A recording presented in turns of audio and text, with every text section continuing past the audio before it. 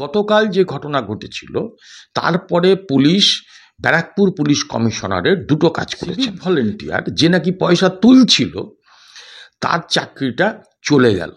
এখন তাহলে কাজীর বিচার হলো। নমস্কার, আপনারা দেখছেন আমার ছোট্ট YouTube channel voice of Anirban, সঙ্গে আমি আপনাদের আপনজন অনির্বাণ চৌধুরী। প্রতিদিন সকাল 9টার মতন আজকেও সকাল 9টায় আরেকটা ভিডিও নিয়ে আপনাদের কাছে চলে এলাম। যে ভিডিওটা আজকে আপনাদের দেখাবো তার সঙ্গে গতকাল আমার একটি করা ভিডিওর সম্পর্ক আছে। গতকালকের ভিডিওটা যারা দেখেননি তারা একটু দেখে নেবেন। অসংখ্য মানুষ দেখেছেন, অসংখ্য মতামত পোষণ করেছেন।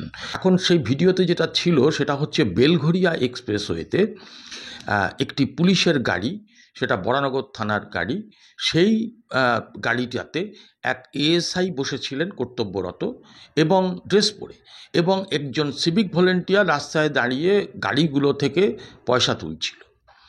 তো সেইটা দেখে এক ভদ্রমহিলা, তার নাম আমরা যতটুকু জেনেছি রিঙ্কু মিত্র, তিনি সমাজকর্মী, সম্ভবত কলকাতাতে থাকেন বলে জেনেছি। তো তাকে দেখা যায় যে তিনি পুলিশকে চেস করছেন এবং পুলিশকে বারণ করছেন যে এই ধরনের কাজ আর না করতে। এবং এও দেখা যায় যে পরবর্তীকালে ওই সিভিক ভলেন্টিয়ার কান ধরে ক্ষমা চাইছেন, কাঁদছেন। তিনি আবার তার পায়েও ধরতে গেছে ওই মহিলার, তিনি তাকে বুকে জড়িয়ে নিয়েছেন, বলেছেন কেঁদো না। আবার ওই এএসআইকেও দেখা গেছে হাত জোড় করে ক্ষমা চাইতে।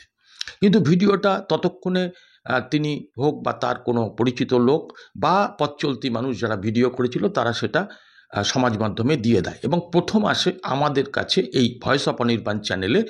আসতে সেটাকে আমরা পোস্ট করে দিই জনস্বার্থে, যে এই ধরনের কাজ কালকেও আমার ভিডিওতে বহু মানুষ মন্তব্য করে জানিয়েছেন যে সারা পশ্চিমবঙ্গে ঘটছে, এবং এইভাবে মানুষ যদি রুখে দাঁড়ায় তাহলে পুলিশ কিন্তু সেক্ষেত্রে ভাবতে বাধ্য হবে। এই জন্যই জনস্বার্থে প্রচার করা হয়েছিল। তো যাই হোক, তারপরে আমি কি হয়েছে, পুলিশ কি স্টেপ নিয়েছে সেটাই আপনাদের কাছে জানাবো। সেইটা আপনাদের এই স্টেপ নেওয়াটা কীরকম লাগলো সেটা আপনারা একটু জানাবেন। আমি বলবো যে আমার কীরকম লেগেছে। যাই হোক, আমি এইটা বলার আগে আপনাদের শুধু একটা অনুরোধ করব যে আমার এই চ্যানেল যদি আপনাদের ভালো লাগে তাহলে আপনারা একটু অনুগ্রহ করে সাবস্ক্রাইব করে পাশের বেল আইকনটাকে প্রেস করে দেবেন, যাতে সর্বপ্রথম আমার ভিডিওর নোটিফিকেশান আপনাদের কাছে যায়।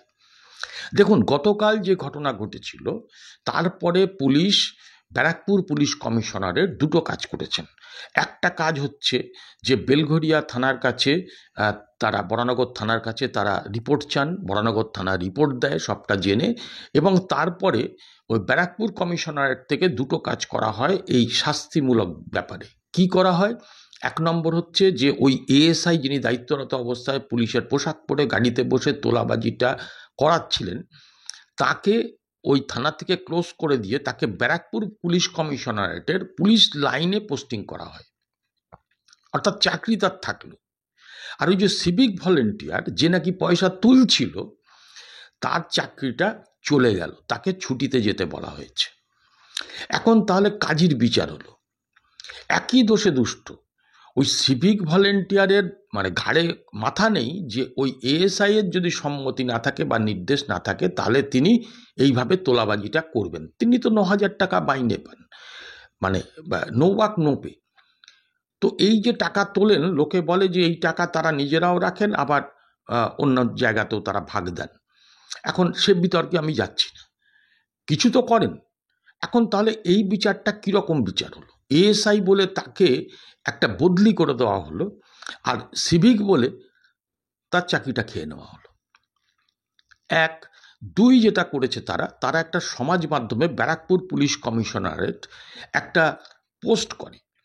সেই পোস্টে তারা কি বলেছে দেখুন, আমার পাশের স্ক্রিনে আপনারা দেখতে পাচ্ছেন। মোদ্দা কথা হচ্ছে বেলঘরিয়া এক্সপ্রেসওয়েতে এটি ভিডিও চাঞ্চল্য সৃষ্টি করেছে। সেখানে একজন মহিলাকে অন ডিউটি সিভিক ভলেন্টিয়ার এবং এক এএসআই এর কাজকর্মের বিরুদ্ধে প্রতিবাদ করতে দেখা গিয়েছে, হুমকি ও শাসাতে দেখা গিয়েছে। ভদ্রমহিলা কিন্তু শাসিয়েছেন, কিন্তু এই অন্যায়ের প্রতিবাদটা করেছেন, একটু জোর গলায় করেছেন। যাই হোক, জনসাধারণকে তারা জানিয়েছেন অনেক কথা, এখানে লেখা আছে, আমি সবটা পড়ে সময় নষ্ট করছি না। মূলত তাদের যেটা কথা, তারা বলেছেন যে জনসাধারণের সূচিত করা হচ্ছে, কোনো অপ্রীতিকর অনৈতিক ঘটনা ঘটলে সেটা দ্রুত আমাদের নিম্নলিখিত নাম্বারে শেয়ার করুন। একটা নাম্বার তারা দিয়েছে, সেই নাম্বারটা আমি বলে দিচ্ছি, তাতে তারা ব্যবস্থা গ্রহণ করবে।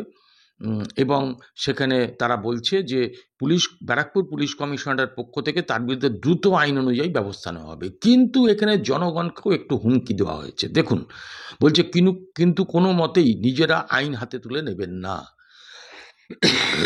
ভালো কথা, এটা তো আমরাও বলি। পাশাপাশি বলছে এই রকম আইন বিরুদ্ধ আচরণ ও হুমকির বিরুদ্ধে যথাযথ আইন অনুযায়ী ব্যবস্থা নেবে প্রশাসন। অর্থাৎ আপনি যদি পুলিশের অন্যায়ের বিরুদ্ধে সেখানে দাঁড়িয়ে কথা বলেন, সেটা কিন্তু তাদের কাছে আইনত শাস্তিমূলক ব্যবস্থা তারা নিতে বাধ্য হয়।